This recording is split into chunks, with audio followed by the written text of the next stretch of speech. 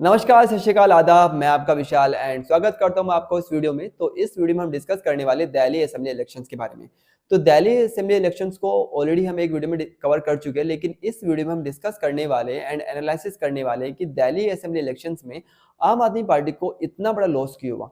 क्या वाकई में इसके पीछे कांग्रेस है या फिर उनकी खुद की अपनी पॉलिसीज, या जो पिछले 10 सालों में उनके अगेंस्ट एंटी इनकम्बेंसी का जो माहौल बना था, क्या उसने काम किया। तो ये सभी क्वेश्चन मार्क है एंड इन सभी क्वेश्चन मार्क को हम एनालिसिस करने वाले एंड डिकोड करने वाले। तो आगे बढ़ने से पहले आप सभी से रिक्वेस्ट है कि इस चैनल को आप सब्सक्राइब कर लीजिए और इस वीडियो को अपने फ्रेंड के साथ शेयर भी कर सकते हैं। तो इस वीडियो को आगे बढ़ाने से पहले आपको समझना होगा इस पॉलिटिकल पार्टी का एक हिस्ट्री। तो ये पॉलिटिकल पार्टी 2012 में बनी एंड जिसके फाउंडर है अरविंद केजरीवाल।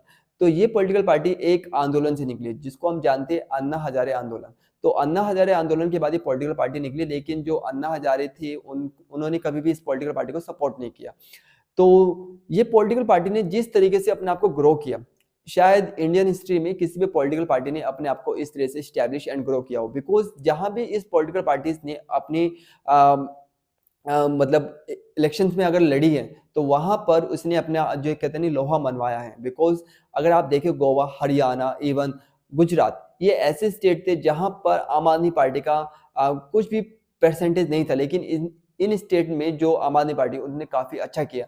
एंड इवन जो पंजाब है, पंजाब में तो उन्होंने अपनी गवर्नमेंट भी फॉर्म की है। एंड जो दिल्ली है, दिल्ली में तो पिछले 11 साल से इनकी गवर्नमेंट थी। तो काफी तेजी से ये लोग बढ़े। एंड देखा जाए तो पूरी के पूरी कंट्री में इस पॉलिटिकल पार्टी को एक अल्टरनेट पॉलिटिक्स के रूप में देखा गया। बिकॉज जैसे इनिशियली इन लोगों ने मूवमेंट को अपने चलाया एंड जो इनके काम करने का तरीका था वो बहुत डिफरेंट था अदर पॉलिटिकल पार्टीज थे से। तो पूरी कंट्री के अंदर इस पॉलिटिकल पार्टी को एक अल्टरनेट पॉलिटिक्स के रूप में देखा गया। लेकिन जैसे जैसे टाइम बढ़ा तो एंटी इनकम्बेंसी बढ़ी। एंड एंटी इनकम्बेंसी को हम देख भी सकते हैं कि इस बार जो दिल्ली असेंबली इलेक्शंस है उसमें कहीं ना कहीं इसका असर हम देख भी सकते हैं। तो इस बार का जो दिल्ली असेंबली इलेक्शन है वो काफी शॉकिंग करने वाला है। बिकॉज इवन चलो आम आदमी पार्टी हार गई, वो अलग अलग बात है, लेकिन वहां पर जो अरविंद केजरीवाल है वे भी अपनी सीट को बचा नहीं पाए। ये एक बहुत शॉकिंग करने वाली बात थी। तो यहाँ पर इसी बात को हम एनालिसिस करने वाले कि इसके पीछे रीजन क्या रहे। क्या वाकई में अरविंद केजरीवाल की जो पॉलिटिक्स है वो खत्म हो चुकी है, या फिर अभी जो इंडियन पॉलिटिक्स है उसमें एक नया टर्न आना बाकी है। तो इस बार का जो दिल्ली असेंबली इलेक्शन है उसमें 70 सीट्स हैं दिल्ली के अंदर। तो उसमें से जो बीजेपी है उनको 48 सीट्स मिली एंड जो आम आदमी पार्टी है उसको 22 सीटें मिली। अगर हम थोड़ा स्टेट देखें तो स्टेट में हमें पता लगेगा कि जो लास्ट इलेक्शन था दिल्ली असेंबली इलेक्शन का, तो उनमें जो आम आदमी पार्टी है उसको 62 सीट्स मिली थी एंड जो बीजेपी है उनको 8 सीटें मिली थी। लेकिन इस बार का जो डिफरेंस है, जो आम आदमी पार्टी है उनको 40 सीट्स का नुकसान है एंड जो बीजेपी है उनको 40 सीटों का फायदा है। तो इस तरह से जो बीजेपी है इस बार 48 पर है एंड जो आम आदमी पार्टी है वो 22 सीटों पर है।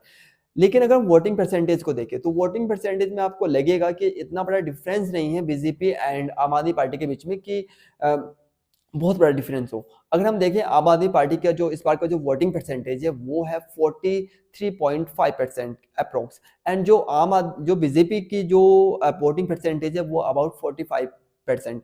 ओके, लेकिन अगर हम देखें लास्ट दिल्ली असेंबली इलेक्शन से, तो इस बार का जो वोटिंग परसेंटेज जो आम आदमी पार्टी का वो घटा है। बिकॉज लास्ट टाइम जो दिल्ली असेंबली इलेक्शंस में आम आदमी पार्टी को 53.5% वोटिंग मिला था पूरी दिल्ली के अंदर, लेकिन इस बार जो है वो 43.5% रहा। दैट्स मीन 10% का इनको लॉस है।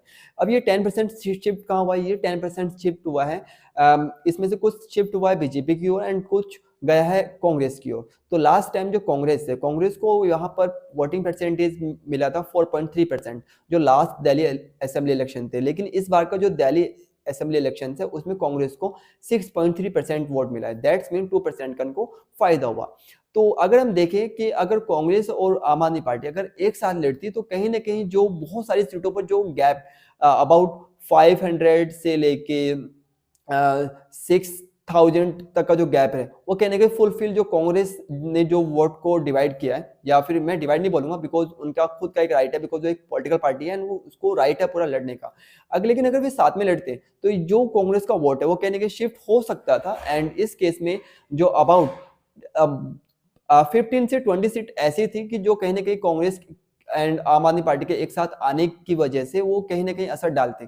तो ये बहुत बड़ा एक मतलब रीज़न हो सकता है कि कहीं न कहीं जो कांग्रेस और आम आदमी पार्टी का अलग होने की वजह से भी जो असर पड़ा है। लेकिन अगर हम देखें लास्ट टाइम जो लोकसभा इलेक्शन अभी रिसेंटली हुए 2014 में, तो उसमें आम आदमी पार्टी और कांग्रेस एक साथ लड़े, लेकिन वहाँ पर उनको कोई फ़ायदा नहीं हुआ। एंड अगर हम देखें इसी तरह का सिनेरियो जो हम देख सकते हैं हरियाणा। हरियाणा का जो इलेक्शन है रिसेंटली हुआ है लोकसभा इलेक्शन के बाद, तो वहाँ पर देखने को मिलता है कि जो आम आदमी पार्टी है, जो कांग्रेस है, वहाँ पे भी इनका यही था कि ये दोनों साथ में मिलके इलेक्शन लड़े, बट वहाँ पे भी इनकी बात नहीं बन पाई।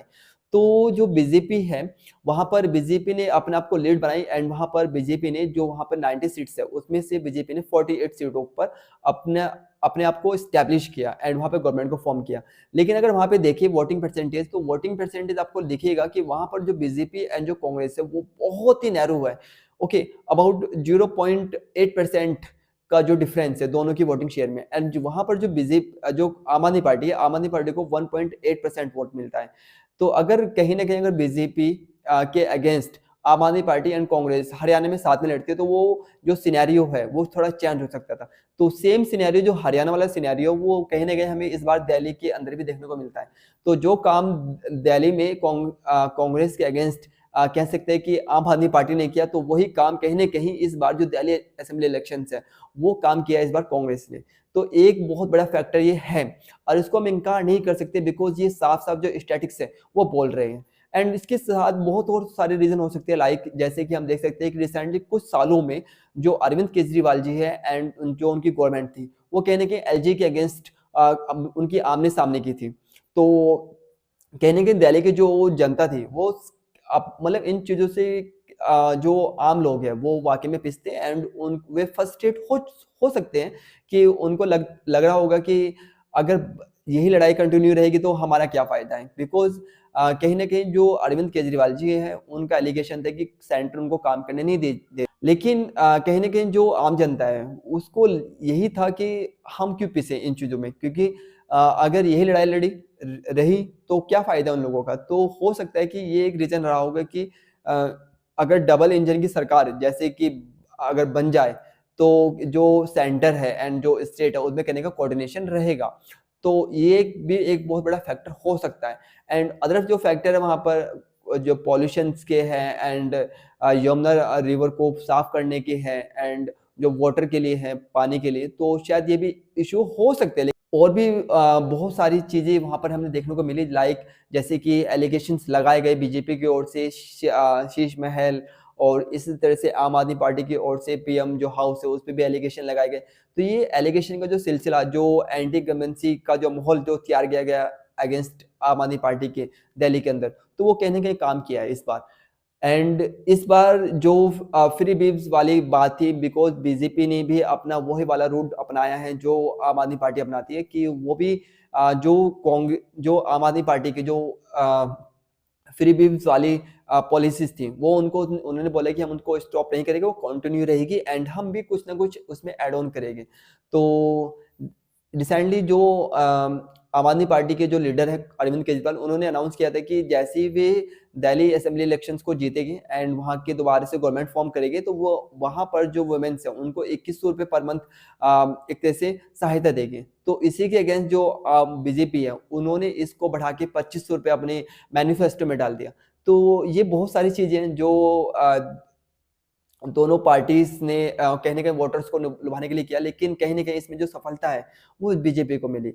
अब अगर हम कहें कि जो कांग्रेस है, कांग्रेस ने वोट काटे हैं, बिकॉज़ ऐसी चीज़ें हम देखने को मिल भी रही है, सुनने को मिल भी रही है। लेकिन जो कांग्रेस है, वो भी एक पॉलिटिकल पार्टी है एंड उसको पूरा राइट है अपनी जो वोटर्स हैं, उनके बीच में जाने का एंड इन बातों को रखने का। लेकिन ये इस चीज़ को हम इनकार नहीं कर सकते, अगर दोनों अगर साथ में लड़ती, तो शायद आज जो दिल्ली के अंदर जो डिफरेंट जो सिचुएशन शायद हो सकती थी, या फिर हो सकता है कि यहाँ पे जो जो फाइट है वो काफ़ी क्लोज़ रहते।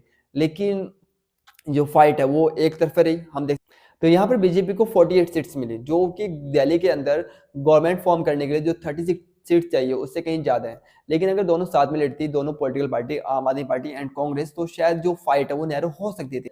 मैं थोड़ा-सा शॉकिंग इसलिए था, बिकॉज़ जो आम आदमी पार्टी के जो फाउंडर है अरविंद केजरीवाल, वो भी अपनी सीट को बचा नहीं पाए एंड जो मनीष सिसोदिया जी है वो भी अपनी सीट को बचा नहीं पाए एंड वो बहुत ही नैरो डिफरेंस से हारे हैं। उनका जो डिफरेंस है वो केवल और केवल 675 वोट्स का है, जो कि बहुत ही क्लोज फाइट थी। तो जो हम जैसे हम डिस्कस कर रहे हैं कि कांग्रेस अगर साथ होती तो इतनी वोट्स को ट्रांसफर करना तो शायद ये इतनी बड़ी बात ना होती। तो अब ये बहुत बड़ा क्वेश्चन मार्क है कि दिल्ली, इवन नॉट दिल्ली, दिल्ली से बाहर भी जो आम आदमी पार्टी है उसका फ्यूचर क्या रहेगा? क्या वे दोबारा से अपने आप को स्टैंड कर पाएंगे या फिर यहीं पर ही उनका जो राजनीतिक फ्यूचर था वो फुल स्टॉप हो चुका है? बिकॉज़ बात आम आदमी पार्टी की नहीं है, बात ये है कि अरविंद केजरीवाल जो वो एक कह सकते हैं कि एक ऐसे लीडर जो कि नेशनल लीडर हमारे सामने हैं, वो अपनी सीट को नहीं बचा पाए। तो क्या सच में एक फुल स्टॉप है? एंड जो अभी से अफ़वाहें उड़ने लगी है, जैसे कि हम स्टेटमेंट देख सकते हैं बहुत सारे लीडर्स के, जो बीजेपी की ओर से, कि अब केजरीवाल जी को दोबारा से जेल में जाना पड़ेगा। तो क्या होगा, क्या नहीं होगा, ये क्वेश्चन मार्क है, बिकॉज़ फ्यूचर को प्रेडिक्ट करना थोड़ा-सा इम्पॉसिबल सा है। लेकिन हाँ, कहीं न कहीं प्रोबेबिलिटी लगा सकते हैं आप कि क्या हो सकता है या क्या नहीं हो सकता है। तो ये बहुत बड़े क्वेश्चन मार्क है एंड इन द लास्ट यही एनालिसिस निकलता है कि अगर जो अम, अपोज़िशन है, अगर अपोज़िशन एक साथ मिलके अगर शायद लड़े, तो हो सकता है कि कहीं न कहीं जो बीजेपी है, उसको वे रोक सके। लेकिन बात कहीं न कहीं जो बीजेपी है, बीजेपी के लिए एक बहुत बड़ा जीत है, क्योंकि 27 साल के बाद उन्होंने अपने आप को कमबैक किया दिल्ली के अंदर और इवन नॉट दिल्ली, दिल्ली एक बात दिल्ली की नहीं है, बिकॉज़ दिल्ली जो है ना वो एक मिनी इंडिया है, क्योंकि दिल्ली के अंदर हर एक स्टेट से लोग रहते हैं एंड वो आप कह सकते हैं कि वो एक डाइवर्सिटी से भरा हुआ स्टेट है। दिल्ली, जो कि कैपिटल भी है। तो दिल्ली केवल एक छोटा-सा असेंबली इलेक्शन नहीं, वो अपने आप में पूरी की पूरी कंट्री का एक इलेक्शन है। तो कहीं न कहीं जो आम आदमी पार्टी है, उसको एक बहुत बड़ा झटका लगा है एंड जो बीजेपी है, उसको कहीं न कहीं फ़ायदा भी तो हुआ है, लेकिन फ़ायदे के साथ-साथ उसका जो मनोबल है, वो कहीं न कहीं बढ़ा होगा। तो अब इस वीडियो को हम एंड करते हैं एंड इसी उम्मीद के साथ कि आपसे हम नेक्स्ट टाइम मिलेंगे और कोई एक नए टॉपिक के साथ मिलेंगे और इससे अच्छी क्वालिटी एंड इससे अच्छी नॉलेज के साथ। तो तब तक मैं आपसे भी विदा लेता हूँ और आपसे भी रिक्वेस्ट करूँगा कि अगेन प्लीज़ आप इस चैनल को सब्सक्राइब कीजिए और सब्सक्राइब करने के साथ-साथ जो इस वीडियो को आप लाइक कर सकते हैं और करने के साथ-साथ आप अपने फ्रेंड या फिर अपनी फैमिली के साथ शेयर भी कर सकते हैं। तो have a good day and good luck, bye. मिलता हूँ आपसे नेक्स्ट वीडियो में। बाय, धन्यवाद।